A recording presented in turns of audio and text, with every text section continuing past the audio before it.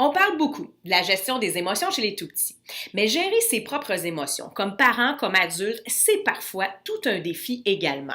Je suis Mélanie Bilodeau, psychoéducatrice spécialisée en périnatalité et petite enfance. On dit souvent que c'est un tour de force de garder son calme lorsque l'enfant vit une émotion qui est intense. Donc, certains parents sont plus patients que d'autres et certains deviennent rapidement irrités par les pleurs, par le chignage, par l'enfant qui fait comme du lirage, entre guillemets. Donc, l'enfant qui émet des demandes en faisant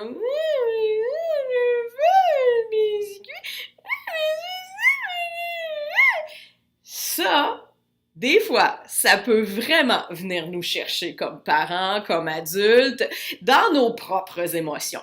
Si on a un niveau de patience plus ou moins élevé, ben, il se pourrait que ça nous fasse prendre les nerfs. Et ce n'est pas anormal non plus, hein? Surtout lorsqu'on est dans quelque chose de récurrent. Il y a des enfants qui s'expriment un peu plus en chignant que d'autres. Il y a des enfants plus intenses qui sont un peu plus colériques, qui en fin de journée vont faire nécessairement une crise parce qu'ils ont besoin de se décharger de toute la stimulation cognitive, émotive de la journée. Alors, ceci dit, est-ce qu'on a le droit, comme parent, de se retirer pour gérer sa propre émotion?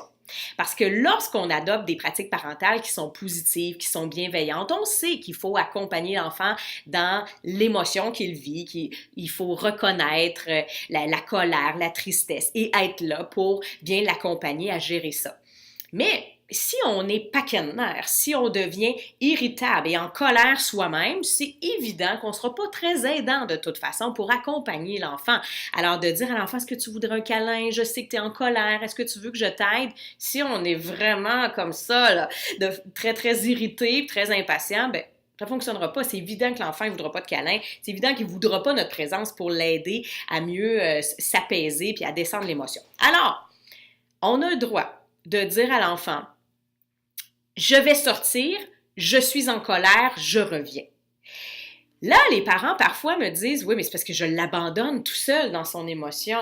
Oui, l'idée c'est de revenir. On ne va pas laisser l'enfant pleurer tout seul pendant 30 minutes. Mais si on est pour prendre les nerfs après puis lui dire, arrête de pleurer, je peux pas t'aider quand t'es comme ça ne fonctionnera pas, là. On va juste augmenter le stress là, partout dans la maison puis tout le monde va devenir très, très irritable. Alors, on se retire. De dire à l'enfant, là, je reviens. Je suis en colère. Maman est en colère. Je reviens. Je vais t'aider. Je reviens. Je dois sortir. Bien, on est en train d'enseigner à l'enfant que c'est correct de prendre un moment de recul. Les tout-petits n'ont pas toujours ce réflexe-là, hein? Mais en grandissant, quand on a un enfant de 7, 8, 9 ans, bien, de lui enseigner que c'est correct de se retirer, d'aller dans sa chambre, d'aller dans un coin calme pour apaiser son émotion, de prendre un moment de recul avant de taper sur son frère ou sa sœur. Quand on lui enseigne ça comme adulte, on devient un modèle, hein? Alors, on a beaucoup plus de chances que l'enfant en grandissant reproduise ce comportement-là qui est tout à fait adéquat. Alors, l'important, c'est de rassurer l'enfant et de lui dire qu'on va revenir parce que souvent, les enfants paniquent. L'enfant qui vit une émotion intense, qui a besoin de nous si on se retire, bien oui, il se pourrait qu'il se sente abandonné et qui hurlent encore plus fort, voire même qui viennent à nos trousses. Hein? Alors, de lui dire, là, maman commence à être en colère, je vais sortir me calmer, je reviens. Très important de lui dire qu'on revient. Donc, on est des modèles pour nos enfants et tranquillement, on leur enseigne aussi la saine gestion des émotions.